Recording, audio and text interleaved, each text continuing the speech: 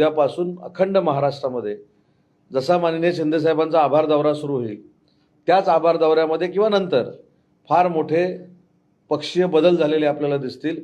उबाठाचे अनेक पदाधिकारी हे आमच्या पक्षामध्ये आलेले दिसतील शिंदेसाहेबांच्या नेतृत्वाखाली। नाही, ऑपरेशन टायगर जे आहे ते मला असं वाटतं की उद्यापासून रत्नागिरी विधानसभा मतदारसंघातनं सुरुवात होते आणि मी उद्या जात असल्यामुळे ते उद्या आपल्याला त्याची म्हणजे आपल्याला असं वाटतं की उद्याच सुरू होणार आहे, पण ऑलरेडी रत्नागिरी जिल्ह्यामध्ये गेले 8-10 दिवस उदाहरणार्थ लांजा राजापूर जो मतदारसंघ आहे तिथल्या उपजिल्हा प्रमुखांनी प्रवेश केला आहे, तिथल्या तालुका प्रमुखांनी प्रवेश केला आहे। मी जे जबाबदारीनं सांगितलं की 10 माजी आमदार प्रवेश करणार आहेत, उभाटाचे उमेदवार लढलेले प्रवेश करणार आहेत, त्याच्यातले 2 ते 3 माजी आमदार हे रत्नागिरी जिल्ह्यातले आहेत, ते देखील प्रवेश करतील।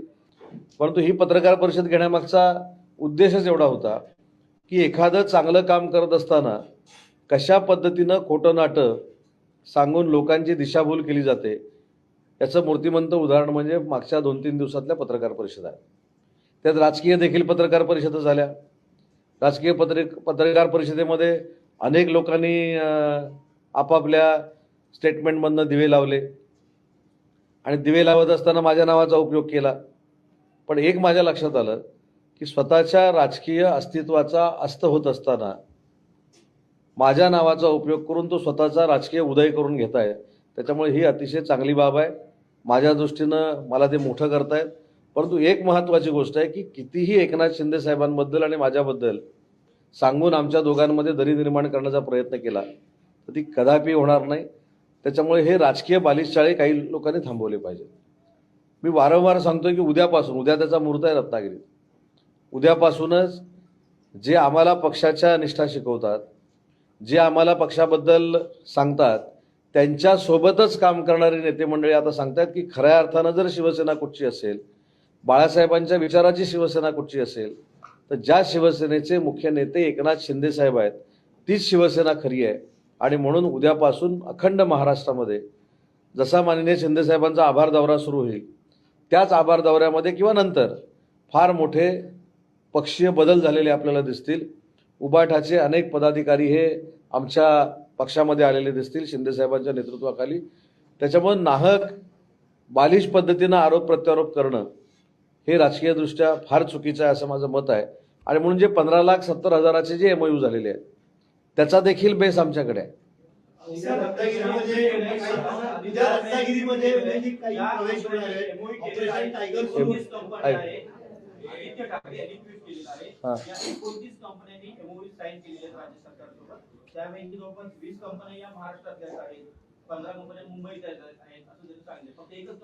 नाही, पण ह्याच्यामध्ये वावगं काय?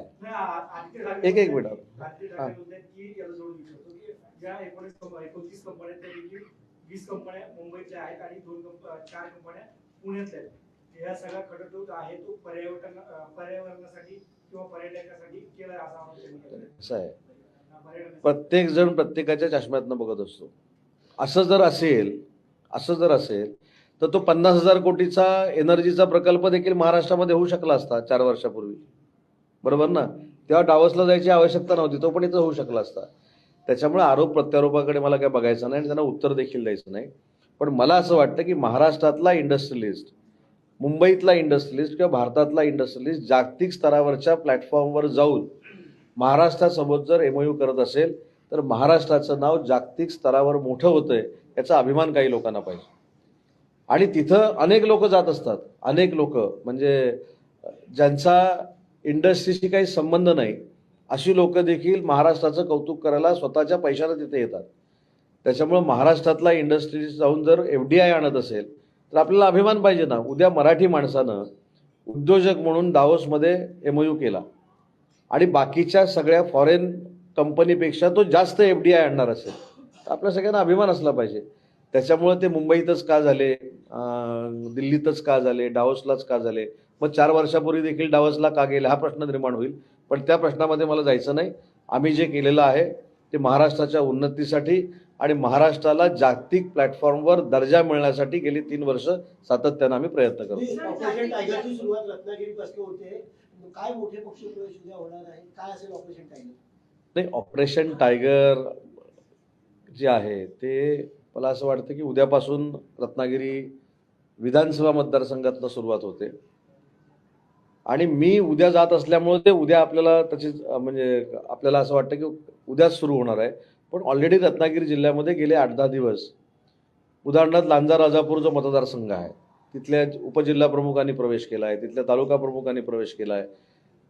मी जे जबाबदारीनं सांगितलं की 10 माजी आमदार प्रवेश करणार आहेत उभाटाचे उमेदवार लढलेले प्रवेश करणार आहेत, त्याच्यातले 2 ते 3 माजी आमदार हे रत्नागिरी जिल्ह्यातले आहेत, ते देखील प्रवेश करतील. काही माजी आमदार हे पश्चिम महाराष्ट्रातले आहेत, ते देखील एकनाथ शिंदे साहेबांच्या नेतृत्वाखाली प्रवेश करतील. काही खासदारकीचे लढलेले उमेदवार आहेत, ते देखील एकनाथ शिंदे साहेबांच्या नेतृत्वाखाली प्रवेश करतील. आणि काही लोक म्हणतात आम्ही देखील प्रवेश करू, असं काही लोक सांगतील. परंतु ते स्वतःहून जरी प्रवेश करणार असतील तरी त्यांना आम्ही घेणार नाही. जे आता वाचलं ते मी सांगितलं. नाही, राजन साळवी हे काय कोकणातले एकच माजी आमदार नाही आहेत. त्यांच्या अगोदरपासून वंदनीय बाळासाहेबांवर प्रेम करणारे अनेक शिवसेनेचे कडवट शिवसैनिक हे कोकणामध्ये विशेषतः रत्नागिरी जिल्ह्यामध्ये आहेत. काल त्याची थोडीशी झलक आमचे सहकारी आमदार निलेश राणेंनी सिंधुदुर्गामध्ये देखील दाखवलेली आहे. तेव्हा अनेक चांगले पदाधिकारी आम्हाला मिळत आहेत. अनेक मोठमोठे महानगरपालिकेचे नगरसेवक आमच्याकडे येत आहेत, माजी नगरसेवक, अनेक सभापती आमच्याकडे येत आहेत, जिल्हा प्रमुख आमच्याकडे येत आहेत. आता उदाहरणार्थ सांगलीच्या परिसरातली पूर्ण उबाटाची जी कार्यकारिणी आहे ती आमच्या बरोबर प्रवेश करते. म्हणजे पश्चिम महाराष्ट्रात देखील फार मोठं परिवर्तन उबाटातून शिवसेनेमध्ये होणार आहे.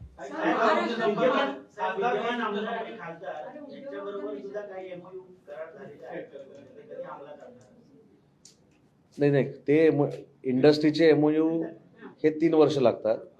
पण ह्या एमओयू साठी मी सांगितलं ना 3 ते 6 महिन्यात हे ठरलेलं आहे आणि मी त्या विषयाशी ठाम आहे.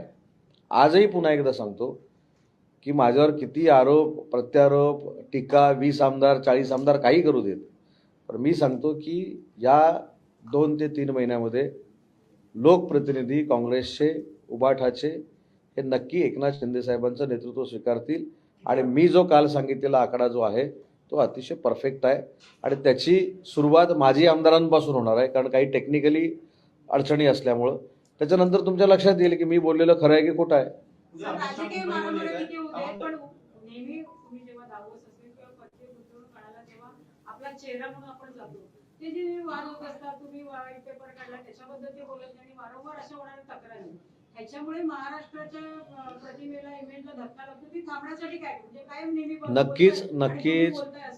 नक्कीच महाराष्ट्राच्या औद्योगिक प्रतिमेला धक्का लागतो. शेवटी उद्योजकांना देखील अतिशय राजकीय वातावरण देखील स्वच्छ लागतं. त्या राजकीय वातावरणामुळं कुठं उद्योगांना त्यांच्या अडचण होऊ नये ही त्यांची प्रामाणिकपणाची भावना असते. पण त्यांच्या देखील आता काही गोष्टी अंगवळणी पडलेल्या आहेत. आता ही व्यक्ती टीका करणार म्हणजे करणार हे त्यांना माहिती आहे. पण महायुतीचं सरकार आल्यापासून उद्योजकांना आणि उद्योगांना संरक्षण देणारं हे सरकार आहे. म्हणून 15,70,000 कोटीचे प्रकल्प महाराष्ट्रामध्ये आले.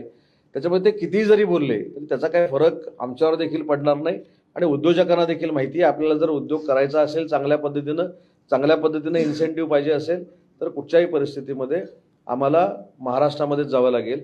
आणि आता उद्योग विभागाचा परत प्रश्न विचारला म्हणून मी सांगतो. आपल्याला माहिती असेल की 2 वर्षापूर्वी मैत्री कायदा आम्ही आणला. मैत्री कायदा आणला म्हणजे उद्योजकाला सोयीस्कररित्या सगळ्या परमिशन्स मिळाल्या पाहिजेत.